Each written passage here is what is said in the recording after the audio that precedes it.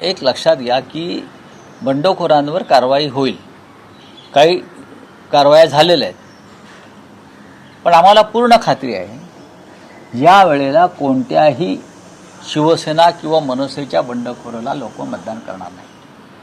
लोकांनी ठरवलंय की ठाकरे बंधूंचे जे उमेदवार आहेत त्यांना मतदान करायचे। मतदार गद्दारी करणार नाही। जरी काही बंडखोरांनी स्वतःला बंडखोर समजून घेतलं असलं तरी ते गद्दार निष्ठा वगैरे बघा, अनेकदा राजकारणामध्ये किंवा निवडणुकीच्या राजकारणामध्ये अशा घडामोडी घडतात की एकापेक्षा जास्त उमेदवार असले आणि ते त्याच क्षेत्र उमेदवार एकालाच मिळते। याचा अर्थ ते 3 उमेदवार उरलेले 4 उमेदवार हे कमी क्षमतेचे आहेत असं होत नाही, पण उमेदवार एकाला मिळते।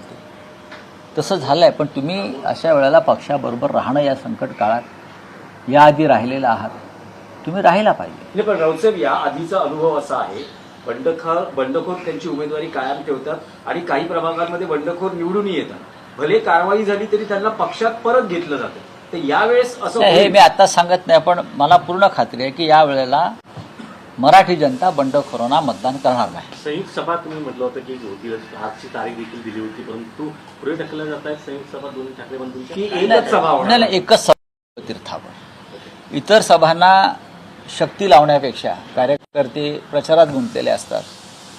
ही निवडणूक वेगळ्या प्रकारच्या लोकांपर्यंत पोहोचणं गरजेचं आहे। त्याच्यामुळे माननीय उद्धवजी आणि माननीय रावसाहेब यांनी कालही शिवसेना भवनात त्यावर चर्चा केली आणि त्यानंतर या निर्णयापर्यंत आम्ही आलो की एकच सभा दणदणीत ही शिवतीर्थावरच घ्यावी, ते योग्य ठरेल।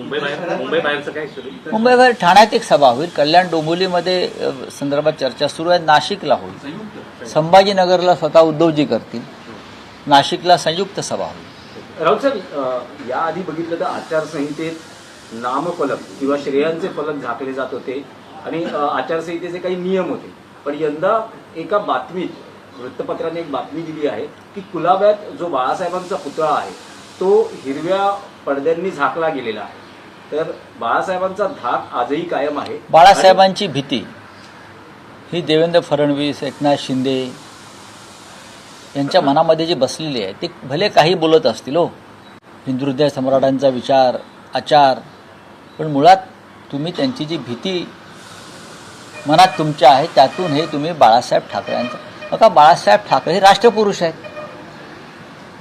ते आता काही एका राजकीय पक्षाचे नेते राहिलेले नाहीत ना।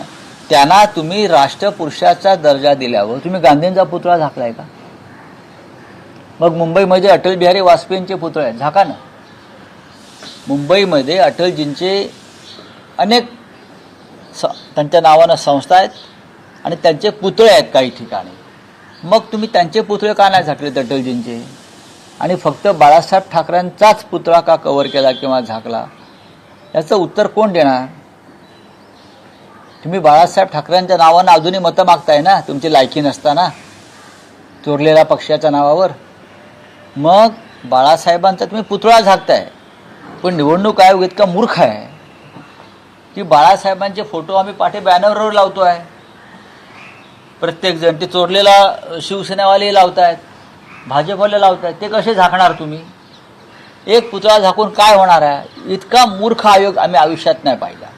ज्या पद्धतीचा आयोगाचा मूर्खपणा आहे की बाळासाहेबांचा पुतळा झाकलेला आहे, सत्य असेल, आज वृत्तपत्रात त्या संदर्भात एक चित्र आलेलं आहे, मग अटल बिहारी वाजपेयींचा झाकलात का? महात्मा गांधींचा झाकलात का? टिळक सुद्धा काँग्रेसचे अध्यक्ष होते की काळी, त्यांचा झाकलात का? सांगा ना, कोणाचे झाकले आणि बाळासाहेबांचेच का झाकलेत? याचं उत्तर द्यावं लागेल।